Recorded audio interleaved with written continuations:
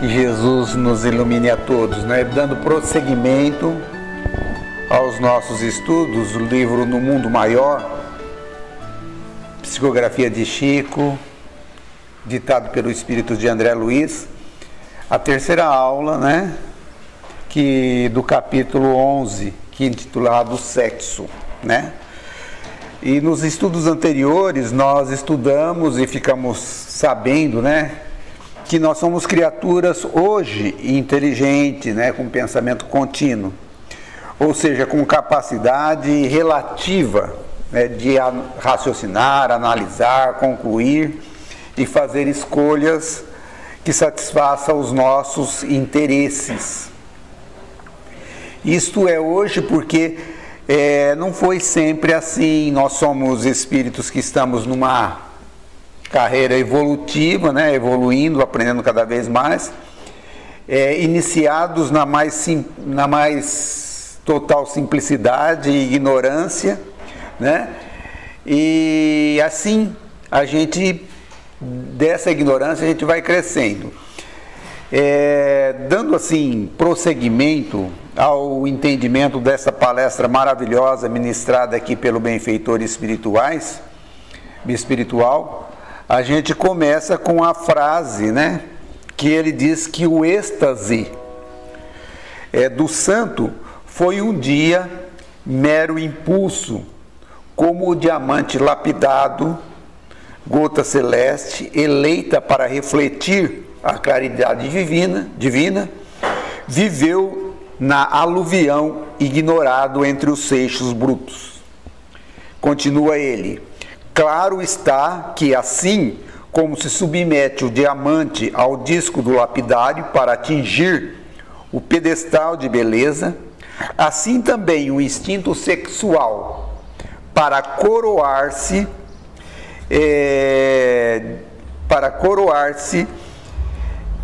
com as glórias do êxtase, há que dobrar aos imperativos da responsabilidade, às exigências da disciplina, aos ditames da renúncia. Quando nós estudamos no livro Evolução em Dois Mundos, a gente vê que o André Luiz coloca lá o início, né, dessa característica do ser humano, dividida entre feminilidade e masculinidade. Ele coloca lá no começo, no início, entre os seres unicelulares, onde o leptotrix, uma das células iniciais, né, do nosso planeta, ela fez morada entre as rochas ricas em ferro. E que essa alimentação, esse meio onde vivia o leptotrix, fez com que ela criasse uma carapaça, uma película, uma membrana rica em ferro, o que tornava, com o decorrer do tempo, extremamente rígida, obrigando esta célula a largar aquela carapaça, aquela proteção que ela tinha, para poder continuar vivendo. E assim, quando ela saía daquele meio ferroso, ela se sentia fragilizada, né? Completamente expostas a sua parte interna. Então, ela começou uma corrida para aglomerar com outras da mesma espécie, para se sentir mais protegida. Essa aglomeração criou uma série de coisas que formou esse ser que nós somos hoje, o ser vivo é hoje. Começou a aglomerar-se, né? Na aglomeração criou a afinidade e criou duas características de criaturas: a altamente passiva e a ativa, né? Essa diferenciação vai criar, assim, olha, diferença de bondade, né? De sensibilidade, de carinho, de empatia, de doçura, de compaixão, de tolerância, né? E mudanças de comportamento, né? De personalidade, E no atual, com diferença em vestuário, diferença em aparência entre as várias espécies de seres vivos que nós temos, né? A gente vê as cores nos pássaros, a diferença entre fêmea e entre macho, nos animais, e em nós mesmos a gente vê essa diferença. Enquanto que nos ativos, a gente vai ver características que incluem a coragem, a independência, a assertividade, né? Esses traços, logicamente, que variam de acordo com o local, né? De contexto hoje, com o meio social onde vivem esses diferentes animais e nós mesmos, né? E até os meios sociais. Já o uso do sexo, né, nesse início aqui, a gente está entendendo que as atividades sexuais entre as criaturas, o benfeitor acentua que para a gente coroar de êxito a nossa existência, ela tem que estar alicerçada em algumas bases, né? Ele diz assim que para refletir, né, a grandeza, né, do Criador, ela precisa dobrar-se aos imperativos da responsabilidade. Ou seja, estar ciente das consequências, ter a responsabilidade de assumir todos os riscos que decorrem dessas atividades. Isso nós, logicamente, estamos falando para o ser humano, que já atingiu esse patamar de capacidade de raciocínio. Outra exigência para a gente coroar de êxito, a disciplina. Ou seja, não deixar se arrastar pelo chamado dos arrastamentos instintivos que está na mente e nem pelos arrastamentos hormonais do corpo humano. A criatura tem que raciocinar, analisar e fazer as escolhas, que não é porque a gente está aqui ao lado de um companheiro ou de uma companheira, né, que tem os seus arrastamentos, que obedece aos seus arrastamentos, que nós precisamos nos sujeitar ao desequilíbrio que os nossos irmãos ainda não conseguiram se ajustar, né? Outra coisa que ele coloca é os ditames que ele coloca da renúncia. Ou seja, a criatura humana, no estágio em que nós estamos, precisa saber renunciar, fazer escolhas, né?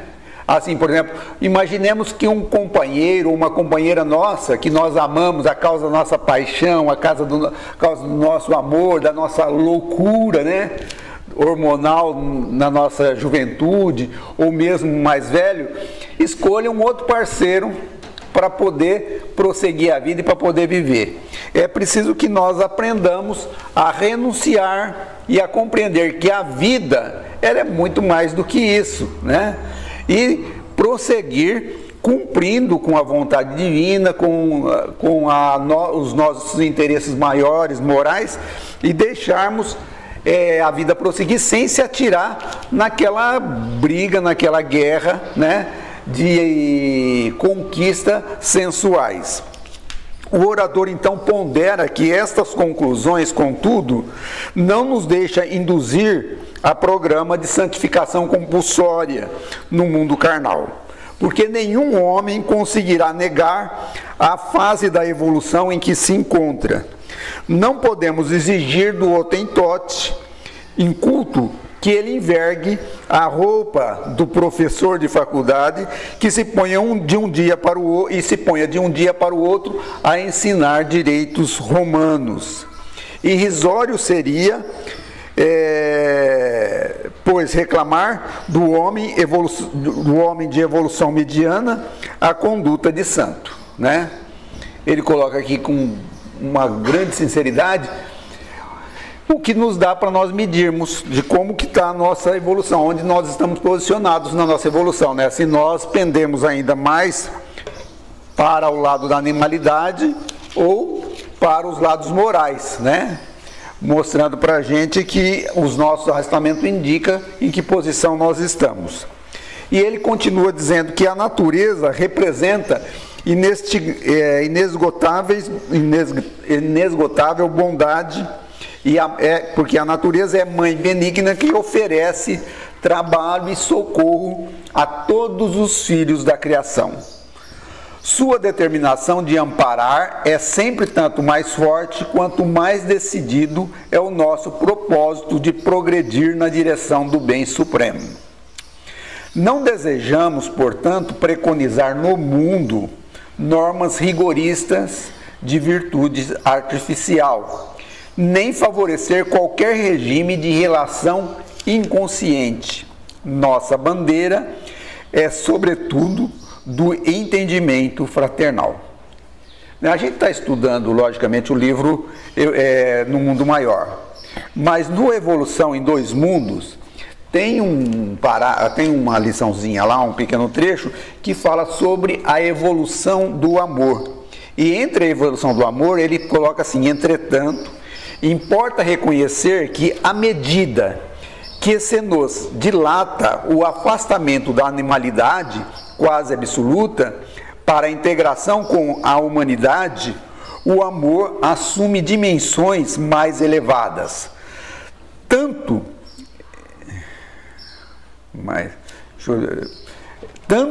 para os que se verticalizam na virtude, como para os que se horizontalizam na inteligência. Nos primeiros, cujos sentimentos se alteiam para as esferas superiores, o amor se ilumina e purifica, mas ainda é instinto sexual nos mais nobres aspectos. Imanizam-se as forças com que se afinam em radiante ascensão para Deus. Nos segundos, cuja emoção se complicam, o amor se requinta, transubstanciando-se o instinto sexual em constante exigência de satisfação moderada do eu.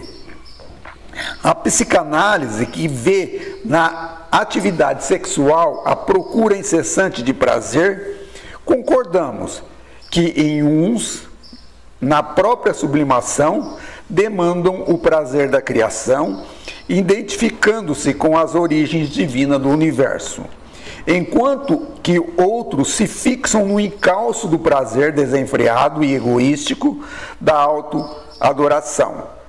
Os primeiros aprendem a amar com Deus, ou seja, aqueles que já estão para o lado mais moral, procuram reformar-se, auxiliar um ao outro, confraternizar-se entre irmãos, harmonizar-se, amar o semelhante, percebe já a igualdade entre as criaturas, ou seja, são aqueles que já procuram a orientação do Evangelho, como está no Evangelho, amar e instruir. Os segundos aspiram ser amado a qualquer preço, ou seja, ser o maior, o campeão, o mais rico, o mais inteligente, o mais poderoso, o mais invejado, Ou seja, somos todos nós que ainda alimentamos o orgulho e o egoísmo. Continua o benfeitor dizendo: trabalhemos para que a luz da nossa compreensão se faça entre os nossos amigos encarnados, a fim de que as angústias afetivas não arrojem tantas vítimas à voragem da morte, intoxicadas de criminosas paixões. Devido à incompreensão sexual, incontáveis crimes campeiam na terra, determinando os estranhos e perigosos processos de loucura em toda parte. De quando em quando, uma ou outra vítima procuram hospitais de alienados, submete-se a tratamento médico como o operário que traz à oficina de conserto seu instrumento danificado. Nos hospícios, encontramos, porém, tão somente aqueles que desgalgaram até o fundo do abismo, amargurados e vencidos. O apelo elucidativo desta palestra, a gente vê que ele é dirigido aos benfeitores espirituais em nosso socorro que vivemos aqui na crosta, a fim de socorrer a todos nós que vivemos aqui, sofrendo os arrastamentos dessa animalidade, desse resto de animalidade que nós temos dentro de nós. Não o resto, mas bastante ainda, E dos apelos hormonais da matéria física. para que depois de orientado nós possamos estar mais conscientes, né? Mais cuidadosos, mais espertos, para não cair nos erros e prejudicar as criaturas que convivem conosco e nós mesmos, com remorsos cruéis que prejudiquem o nosso crescimento moral. Continua o benfeitor dizendo que milhões de irmãos nossos, né, ou seja, nós, se conservamos semiloucos nos lares, nas instituições. São companheiros incapazes do devotamento, da renúncia, a se submeterem pouco a pouco no caliginoso tijuco das alucinações. De mente desvairadas, fixada no socovão da subconsciência, ou seja, no porão da casa mental, né? Perdem-se no campo do automatismo inferior, obstinando-se no conservarem deprimentes estados psíquicos, né? Aqui o benfeitor orienta que nós, que vivemos no porão da casa mental, estamos sempre submetidos, né, como ele diz aqui, ao ciúme, às alucinações do ciúme, às alucinações da insatisfação, do desentendimento, da incontinência, da leviandade que alastram terríveis fenômenos de desequilíbrios. Inquietantes quadros mentais se pintam na Terra, compelindo a estafante serviço socorrista, de modo a limitar o círculo de infortúnio e de pavor dos que se lançam incausto à temerária aventura do sentimento animalizado. Aqui a gente poderia fazer assim uma análise, né? O que a gente devia fazer, né, se nós já praticamos, por exemplo, esse tipo de crime, esse tipo de desvario da paixão, né? A gente que sente a mente às vezes um pouco culpado. A doutrina espírita é uma doutrina de fé raciocinada, né, que nos orienta o quê? O que o espiritismo nos fala? Diz que nós somos espíritos imortais, né?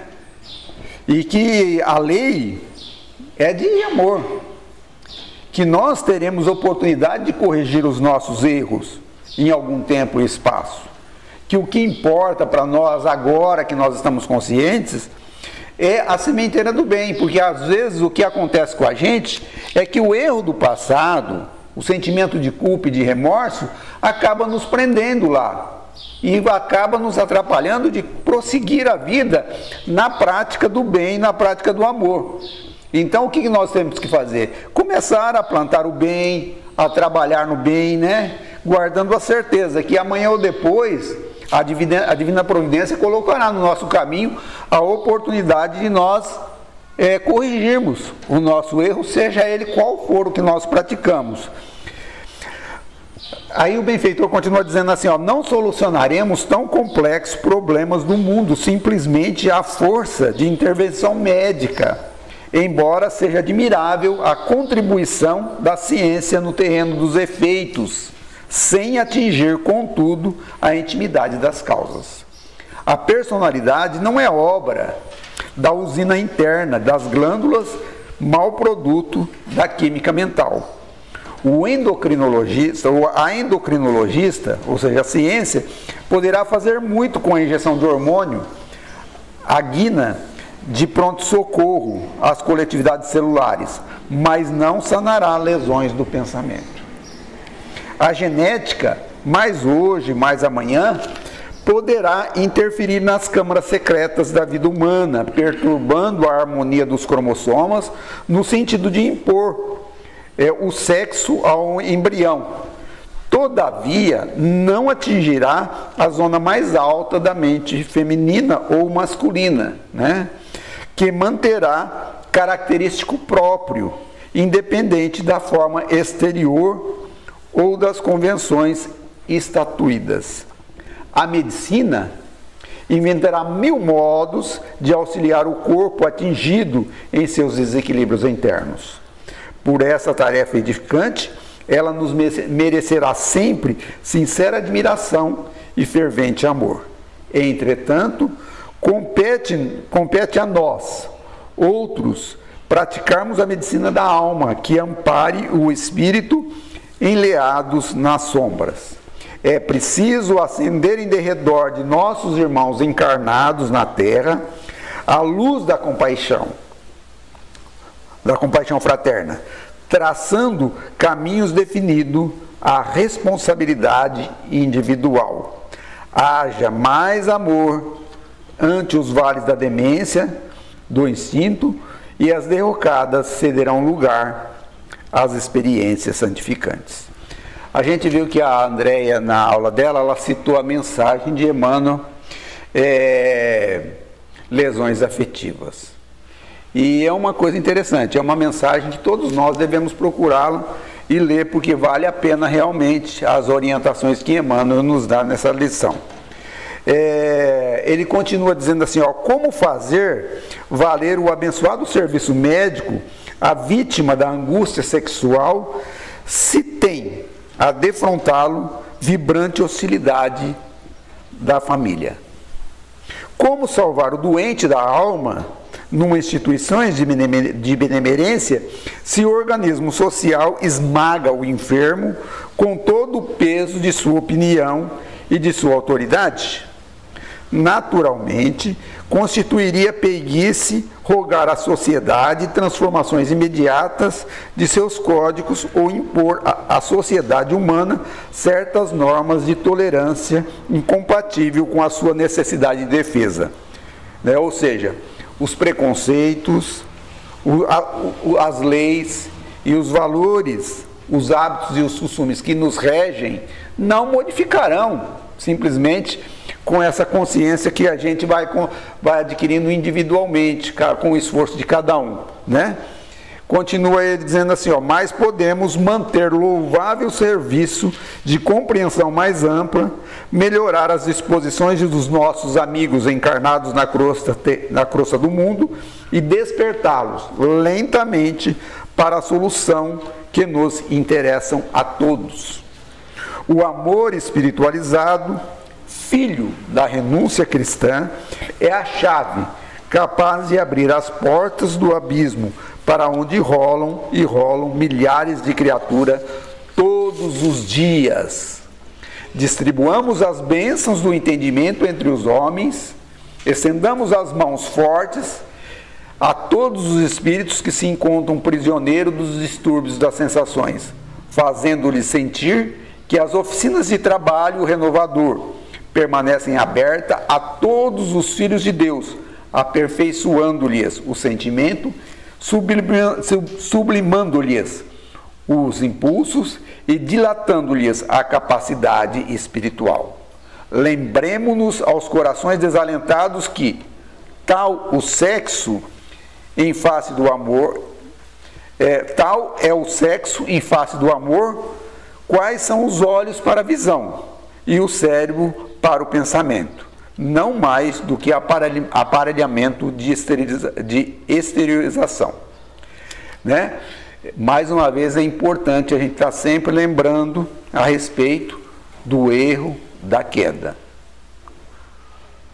Caídos todos nós somos, e lembrar sempre, né, o que fazer, né? Raciocínio com a doutrina espírita, né? Somos espíritos imortais, a lei é de amor, vai nos dar oportunidade, e o que nos interessa na realidade é prosseguir trabalhando, semeando bem, fazendo o melhor que nós possamos agora que estamos conscientes. Continua ele dizendo assim, erro lamentável é supor que só a perfeita normalidade sexual, consoante as respeitáveis convenções humanas, possa servir de tempo às manifestações afetivas. O campo do amor é infinito em suas essências e manifestação. Insta a fugir às aberrações e aos excessos, contudo, é imperioso reconhecer que todos os seres nasceram no universo para amar e serem amados. Por vezes vigoram para muitos temporariamente os imperativos da prova benéfica, os deveres do estatuto expiatório e as exigências dos serviços especializados em que estudantes e devedores e missionários se obrigam a longas fases de fome e sede de amor, né? Ou seja, muitas dessas criaturas voltam na Terra, às vezes, sem a possibilidade de constituir um lar, de encontrar um parceiro e passar grande parte. Aqui a gente vê que ele não coloca só os espíritos ainda ignorantes, mas inclusive os espíritos superiores. Como o caso, por exemplo, nós temos o Chico, tem o Divaldo, espíritos que vieram na Terra, né? Nós temos aqui no Mirassol, o Adelino, o Oswaldo, que praticamente doaram a vida inteira, né? O Oswaldo ainda casou no finalzinho da existência, mas a maioria das pessoas passam a vida inteira sozinho nesse tipo de trabalho, né? E talvez reconstruindo lá o passado, né? Trabalhando em benefício das pessoas. Isso, porém, não representa obstáculo ao amor. Aqui, você vê, olha como que ele vai encerrar, né, essa parte do meu estudo. Ele vai continuar a semana que vem. Mas ele encerra assim, que Jesus não partilhou o matrimônio normal na Terra, ou seja, não casou. Entretanto, a família do seu coração cresce com os dias. Suas forças não geraram formas passageiras nos círculos carnais, ou seja, Jesus não deixou nenhum filho. Contudo, suas energias fecundantes renovam a civilização, transformando-lhe o curso e prosseguindo até hoje no aprimoramento do mundo. Simbologia sublime transparece na conduta do mestre, que desse modo se inclinou para os vencidos da convenção humana, solitários e humilhados, fazendo-lhes ver que é possível cooperar na extensão do infinito bem, amando e abnegando-se com exclusão do egoísmo e do propósito inferior para ser e de serem amados, segundo os caprichos próprios. A doutrina espírita, né, vem nos orientar a cada dia da nossa existência a prosseguir na nossa luta diária, seja qual for as condutas de ontem, né? Porque, mais uma vez, nós vamos falar, caídos todos nós somos, né? Se caímos, se estamos se sentindo em queda, é preciso assumir as responsabilidades, né, do nosso erro cometido, lembrar que a lei é de amor, mais uma vez nós estamos falando, e que as oportunidades vão surgir de reconciliação, de reparação da nossa vida. E lembrar que precisamos aprender, né, que a lição que nos ensina e convida a compreender e a sermos responsáveis, disciplinados, né, e saber renunciar em prol da felicidade de todos e em prol da nossa alegria, da nossa paz e desse equilíbrio íntimo que é essencial que nós mantenhamos em nosso mundo íntimo para a gente continuar cumprindo a nossa existência e ter êxito na nossa jornada terrestre. Que Jesus nos ilumine a todos. Muito obrigado.